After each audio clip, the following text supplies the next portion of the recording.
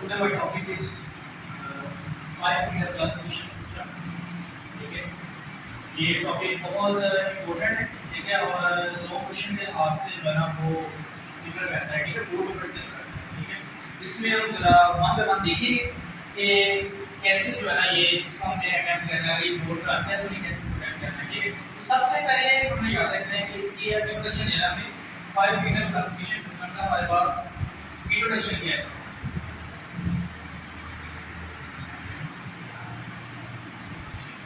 अगर इसके इंट्रोडक्शन की बात की जाए तो इसमें क्या होता है कि इसमें एक साइंटिस्ट था, उसने 1937 के अंदर अमेरिकन बायोलॉजिस्ट था,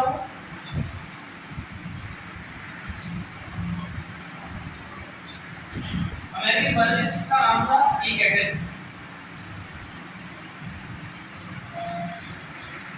यानी इंट्रोडक्शन इसका क्या है 1937 के अंदर अमेरिकन बायोलॉजिस्ट था, उसका नाम क्या था ई कैटन। उसने क्या किया था, सबसे पहले ये बताया था कि प्रोकैरियोट्स क्या होते हैं, वो चीजें उसने वाज़ेह की थी। प्रोकैरियोट्स क्या होते हैं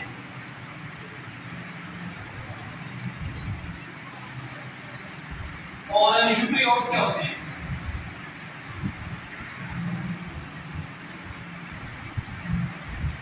हमें पता है कि जब हमने टू क्लासिफिकेशन सिस्टम को स्टडी किया था तो उसके अंदर ये डिफरेंस क्लियर नहीं था कि टू जो प्रोकैरियोट्स क्या होते हैं और यूकैरियोट्स क्या होते हैं, ठीक है, इसके अंदर डिफरेंस क्लियर नहीं था।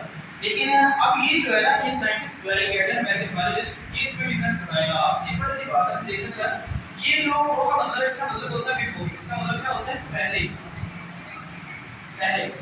और यूकैरियोट्स का मतलब होता है, इसका मतलब है न्यूक्लियस, इसका मतलब होता है न्यूक्लियस, इसका मतलब ये बनेगा बिफोर न्यूक्लियस। प्रोकैरियोट्स ऐसा ऑर्गेनिज्म कहते हैं जो कब डिस्कवर हुए, बिफोर न्यूक्लियस, न्यूक्लियस से पहले जो ऑर्गेनिज्म डिस्कवर हुए हैं उससे हम क्या कहते हैं, प्रोकैरियोट्स कहते हैं, ठीक है। इस तरह हम यूकैरियोट्स को डिफाइन करें, यूकैरियोट्स हमारे पास क्या बनेंगे, यूकैरिया कहते हैं ट्यूब को, किसको कहते हैं ट्यूब को, और यूकैरियोट्स किसको कहते हैं न्यूक्लियस को। ऐसे ऑर्गेनिज्म जिनके अंदर क्या हो ट्यूब न्यूक्लियस हो वो यूकैरियोट्स हैं, और ऐसे ऑर्गेनिज्म जिनके अंदर न्यूक्लियस हो ही ना, बल्कि वो न्यूक्लियस से जो है ना और में डिस्कवर हुए हैं उसे हम क्या कहते हैं प्रोकैरियोट्स। सिंपल सी बात है, जिनके अंदर न्यूक्लियस नहीं है वो प्रोकैरियोट्स हैं, जिनके अंदर न्यूक्लियस हो गए वो क्या है यूकैरियोट्स। ये सबसे पहले इसका क्या है, ये कहते हैं अमेरिकन बायोलॉजिस्ट का 1937 का उसने डिस्कस किया था। तो ये एक इंट्रोडक्शन बेस है इसकी फाइव क्लासिफिकेशन सिस्टम की, ठीक है। अब इसके और समझ लेंगे जिसने जो है ना इसका बेसिक आइडिया दिया था फाइव फिगर क्लासिफिकेशन सिस्टम का, ठीक है, इसके बेसिस के। उसका नाम है साइंटिस्ट का हमारे पास एक साइंटिस्ट थे उसने 1969 के अंदर, उसका नाम था रॉबर्ट व्हिटेकर। क्या नाम उनका, रॉबर्ट व्हिटेकर। ये एक साइंटिस्ट थे, इन्होंने क्या किया था 1969 के अंदर फाइव फिगर क्लासिफिकेशन सिस्टम की बेस रखी थी। किसकी बेस रखी थी, फाइव फिगर क्लासिफिकेशन सिस्टम की बेस रखी थी, ठीक है। तो हम सिंपल नीचे बता सकते हैं कि रॉबर्ट व्हिटेकर ने क्या किया था, बेस रखी थी, basis of five figure classification system, five figure classification system.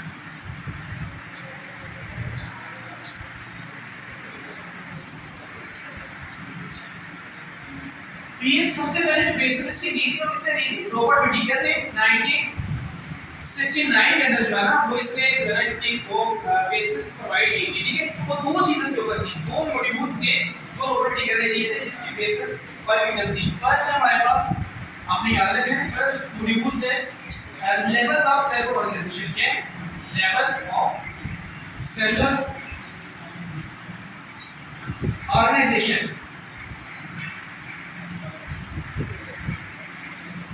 आपने तो क्वेश्चन भी पूछना है, ऐसे नहीं है क्वेश्चन का वो तो आपने पूछना, यहां सब समझ है, आपने जो बनाना है दे यहां से समझ में नहीं आ रही सब बताना, ठीक है। अच्छा लेवल ऑफ सेलुलर ऑर्गेनाइजेशन में बनाएगा एक ये बदल, ठीक है। दूसरा मॉड्यूल से इसको बाद में क्लियर करता हूं। दूसरा है हमारे पास mode of nutrition, mode of nutrition. ये दो बेसिस हैं जो किसने दी थी, रॉबर्ट व्हिटेकर ने। उसने कहा था जो इनको फुलफिल करेगा वो फाइव फिगर के अंदर आएगा, जो इनको फुलफिल नहीं करेगा वो फाइव फिगर के अंदर नहीं होगा, ठीक है। तो मोस्टली जो फाइव फिगर वाले ऑर्गेनिज्म थे उन्होंने दोनों को फुलफिल किया था, लेवल ऑफ सेलुलर ऑर्गेनाइजेशन को और मोड ऑफ न्यूट्रिशन को। लेवल्स कहते हैं ये जो मैंने ये डिस्कस किया था, ये प्रोकैरियोट्स और यूकैरियोट्स आपने याद है, ये टाइप्स ऑफ सेल्स हैं। ये क्या है, ये टाइप्स ऑफ सेल्स, इसकी साइड में लिख देता हूं, टाइप्स ऑफ सेल्स, ठीक है, बोलते हैं ये टाइप्स ऑफ सेल कैसे हम देखते हैं, ठीक है। और ये जो लेवल ऑफ सेल ऑर्गेनाइजेशन है इसे कहते हैं लेवल्स। सेल के कितने लेवल्स हैं, ठीक है, मतलब कौन से ऑर्गेनाइजेशन यूनिसेलुलर है, कौन से कैसे जो multicellular. Level of cell organisation में क्या बताना है, कौन से जो यूनिसेलुलर और कौन से जो मल्टीसेलुलर। तो मोड ऑफ न्यूट्रिशन में बताना है कि इनका मोड ऑफ न्यूट्रिशन क्या है। अब अगर जैसे यहां पे देखें हमारे पास लेवल ऑफ सेल ऑर्गेनाइजेशन के अंदर आपको पता होगा कि इसमें अगर हम लेवल ऑफ सेल ऑर्गेनाइजेशन की बात करें, लेवल्स ऑफ सेलुलर ऑर्गेनाइजेशन,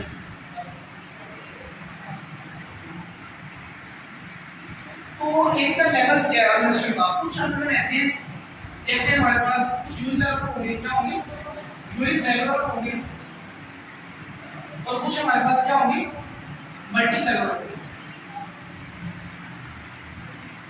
कुछ ऐसे ऑर्गेनिज्म होंगे यूनिसेलुलर होंगे, कुछ ऐसे होंगे कौन से, आप कुछ एग्जांपल दे लेते हैं। जैसे हमारे पास बेटा यूनिसेलुलर कौन से बताएगा आपको, जैसे मुनेरा है, जैसे कि ना मुनेरा ये आपने पढ़ा कि किसमें आता है, यूनिसेलुलर के अंदर। मल्टीसेलुलर में कौन आता है आप बता सकते हैं, एनिमलियम, कोई भी लिख सकते हैं, एनिमलियम हमारे पास ऐसे एकदम एनिमलियम, ये किसमें आएगा, मल्टीसेलुलर में, ठीक है। तो ये एग्जांपल भी साथ में और भी है, जैसे पानी है वो मल्टीसेलुलर है, जैसे हमारे पास पंजाई है वो मल्टीसेलुलर है।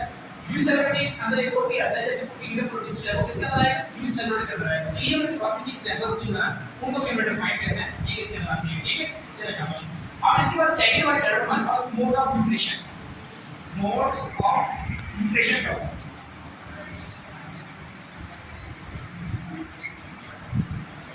मोड ऑफ न्यूट्रिशन की बात करें उसमें हमें तीन तरह की मोड्स बताइए। कौन कौन सी है हमारे पास, एक है हमारे पास फोटोसिंथेसिस, कौन सी है, फोटोसिंथेसिस।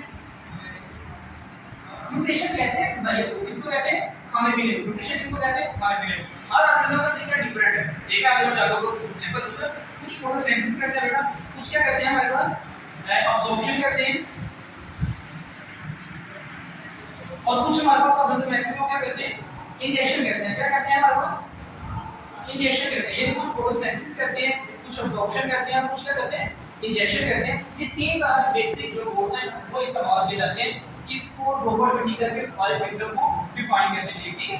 आपको फोटोसिंथेसिस में आपको पता है क्या आता है, बताएगा शाबाश। फोटोसिंथेसिस में प्लांट आते हैं, क्या आते हैं, प्लांट फोटोसिंथेसिस क्या करते हैं, वो बताते हैं। अब्जॉर्प्शन को करते हैं फंजाई, को करते हैं फंजाई, और इंजेक्शन को करते हैं एनिमलिया, को करते हैं एनिमलिया, ठीक है।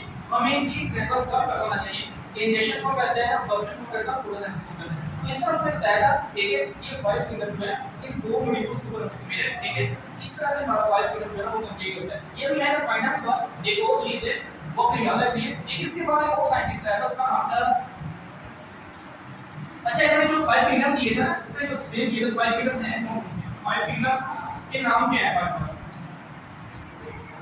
5 फिंगर्स ये हमें पता होना चाहिए जो रॉबर्ट विटीकर ने दिए थे। कौन कौन से, सबसे पहले हमारे पास आते हैं मुनेरा, कौन सा आता है, पिंडा मुनेरा, फिर उसके बाद कौन से, फंजाई, फिर बेटा उसके बाद कौन से, प्रोटिस्टा, कौन से, प्रोटिस्टा, और लास्ट में इसके बाद हमारे पास कौन से, किंगडम प्लांटी, फिर कौन से, एनिमलिया।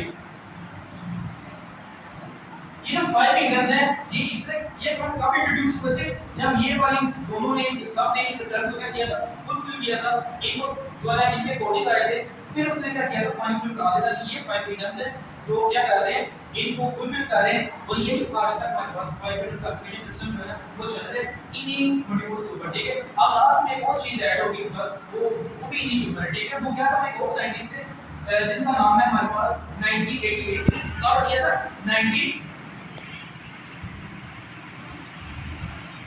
1988 के अंदर मार्गलिस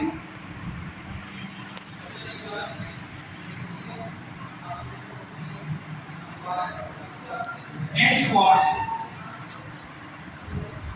ये दो साइंटिस्ट थे, ये 1988 के अंदर बाहर आए थे। इन्होंने क्या बताया था, ये देखिए कहां से स्टार्ट हो रहा है, 1987 में स्टार्ट हुआ, वो कहां चला गया 1969 में, फिर इसके अंदर थोड़ी और चेंज हुई, लास्ट में वो कहां पे 1988 के अंदर ये फाइनली कंप्लीट हो रहा है। ये साइंटिस्ट हैं मार्गलिस श्वार्ट्ज ने इसमें थोड़ी सी चेंजेस की। इसने बताया कि ये दो मॉड्यूल्स ठीक है जो रॉबर्ट विटीकर के अंदर आ रहे हैं, इससे सही बताया, लेकिन एक थर्ड वाली चीज वो भी ऐड करें, वो क्या थी, तो जेनेटिक्स थी। क्या थी वो, जेनेटिक्स।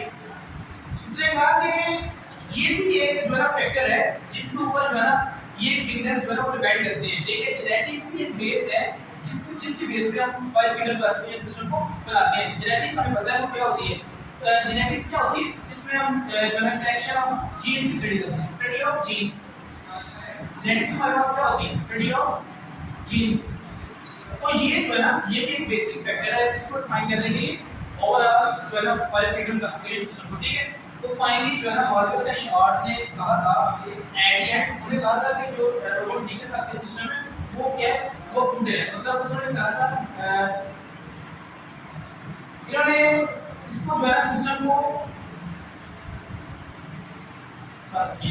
इन्होंने फाइनली क्या कर दिया था, इस सिस्टम को जो है ना वो फुल डिक्लेयर कर दिया था। उन्होंने कहा था कि ये चीजें ऐड होगी और ये बात भी ऐड होगी और इसी की बेस पे हमारा सिस्टम चलेगा, ठीक है।